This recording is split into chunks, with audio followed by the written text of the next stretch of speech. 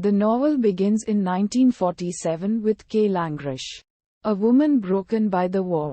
She spends her days locked in her room in London, her only human contact being with another lesbian, Mickey. One night, Viv appears and hands Kay a gold ring.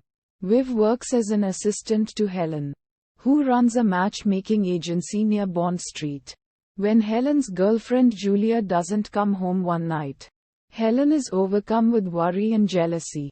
After work, Viv has dinner with her brother Duncan and Duncan's roommate, an older gentleman named Mr. Mundy. Udharan Chinne. Helen and Viv receive an unexpected visit from Robert Fraser, Duncan's old cellmate. Viv dismisses Fraser, feeling as though he thinks she and her father haven't done enough to help Duncan's situation, and explains that he simply doesn't know everything. Duncan accompanies Mr. Mundy, or Uncle Horace, as he refers to him in public, to his Christian Science doctor at Lavender Hill. After having dinner with his sister, Duncan works at the candle factory. When he leaves work, Duncan is surprised to see Fraser waiting for him at the gates. He invites Duncan to a pub by the water, and Duncan reluctantly agrees, mainly because he doesn't want Mr. Mundy to worry. Fraser makes several calls at Duncan's for dinner.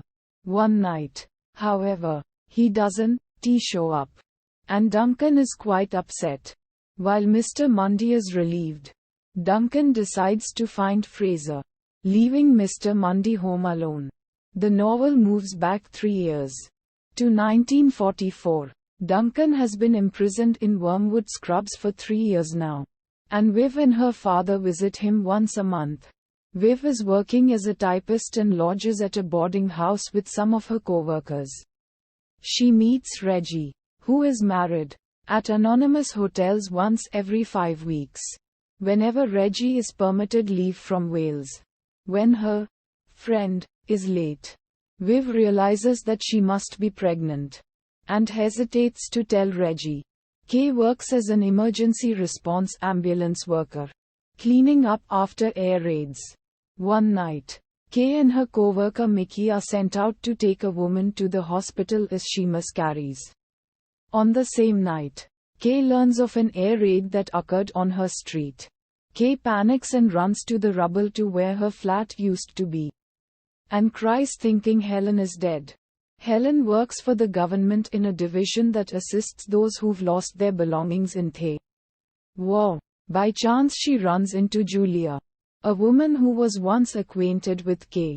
On her birthday, Helen is restless and alone at home, and decides to leave for Julia's flat. They take a walk, and when another air raid alarm sounds, they run and hide from the chaos. Nights later, she realizes SH is late to go home from Julia's, and they hurry back to Helen and Kay's flat. Udharan Chinne. The action shifts back another 3 years, to 1941. On a crowded train, Viv meets a soldier named Reggie, who tells her he is stuck in an unhappy marriage. Duncan and his friend Alec are angry at their families and the government when Alec receives his service papers. They decide to make a statement with deadly consequences. Kay and Mickey respond to an emergency call,